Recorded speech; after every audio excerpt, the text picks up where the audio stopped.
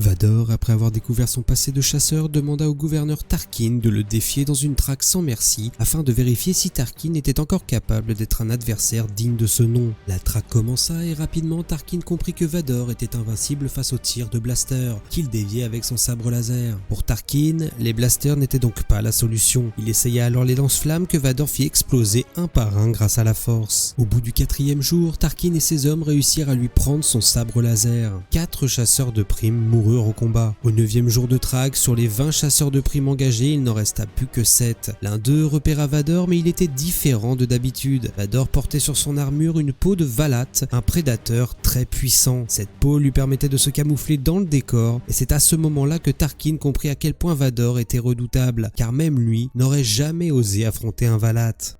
Tarkin et ses hommes entrèrent dans une vallée de cristaux. Vador, sur leurs traces, utilisa les échos des cristaux pour leur tendre une embuscade et tua 3 d'entre eux. Tarkin et les 4 derniers chasseurs de primes s'enfuirent et établirent un camp dans les terres de l'orage. Mais durant la nuit, Vador, qui avait désactivé le système respiratoire de son armure pour rester le plus discret possible, surgit de nulle part et tua 2 d'entre eux. Avec l'aide de la force, il reprit son sabre à Tarkin et tua les 2 derniers chasseurs de primes avec son sabre. Tarkin fut vaincu, il baissa les armes et s'agenouilla devant Vador. Mais Tarkin était un fin stratège. Ce n'était pas un hasard s'il avait attiré Vador dans les terres de l'orage. Vador fut foudroyé sur place. Tarkin se releva et appela un vaisseau pour venir récupérer Vador. En signe de colère, Vador tenta une ultime action et étrangla Tarkin avec la force, mais s'arrêta presque immédiatement en réalisant qu'il restait, malgré tout, l'esclave de l'Empire et de l'Empereur.